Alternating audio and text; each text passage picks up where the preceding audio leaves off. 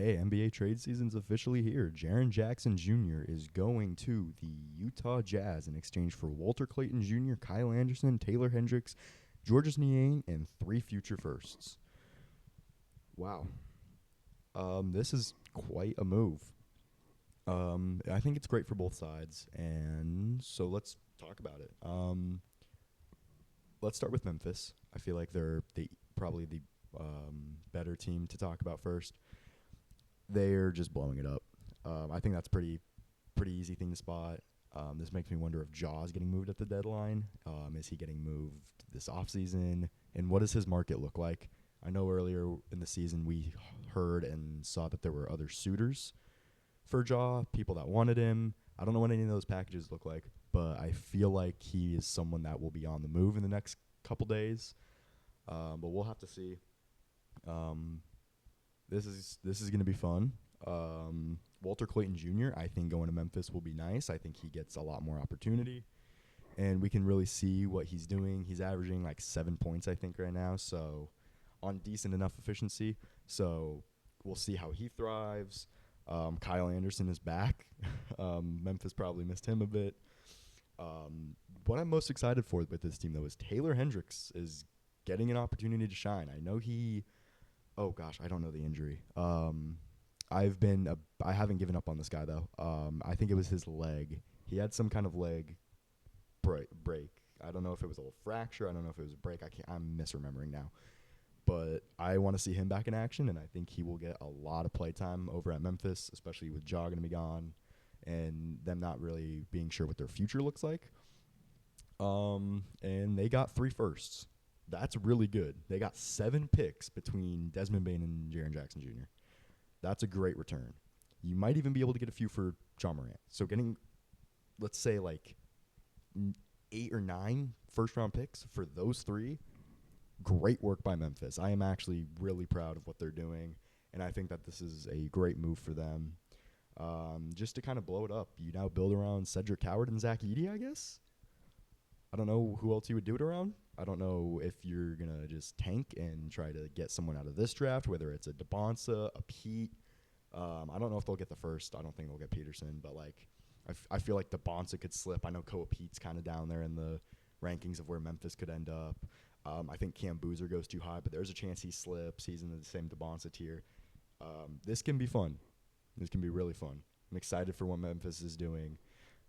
Not excited about their brand of basketball right now, unfortunately, but their future is very interesting, and they're someone that I am excited for. But let's get to the Utah Jazz because, wow, if we thought the West was competitive already, this makes it even worse.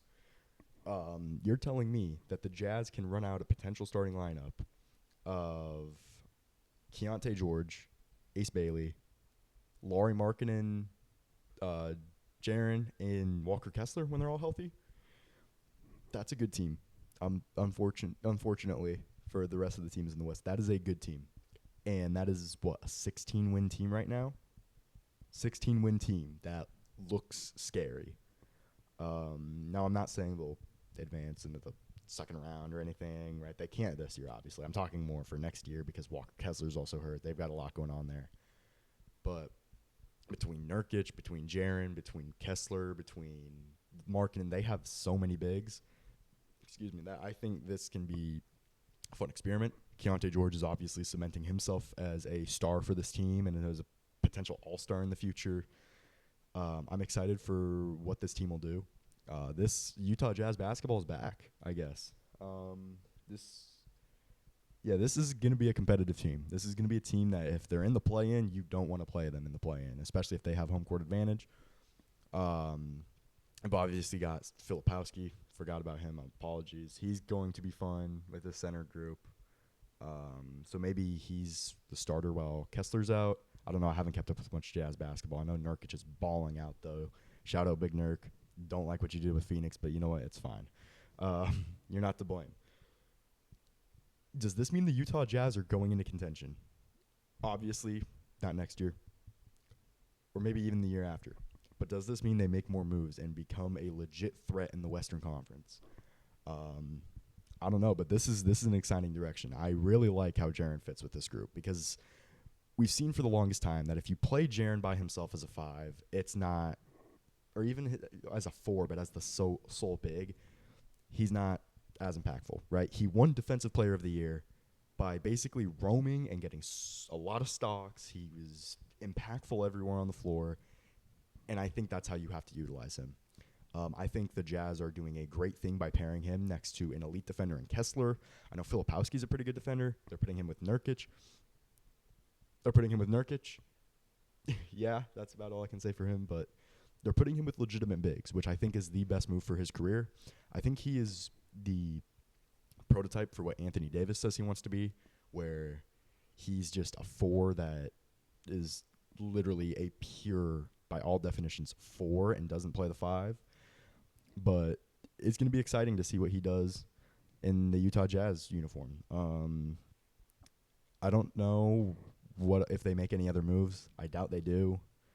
They're so far away from contention right now that I think they should honestly continue to lose games and try to get a good pick, because you can end up with 16 wins. I mean, that's almost Darren Peterson level. That's looking good. So you can walk out with what? Peterson, I'm blanking. George, Bailey as your guards for the future. Dang, man, this is looking good for them. I'm excited. This is a great trade to kick off the deadline. Hopefully there's more moves. I really hope there's more moves, because this would be kind of a dry trade deadline with just them. Now I am hearing that there's buzz, but who knows? Man, this is going to be a lot of fun. But yeah, that's about it for this trade. We'll see what else happens in the future, and yeah, see you.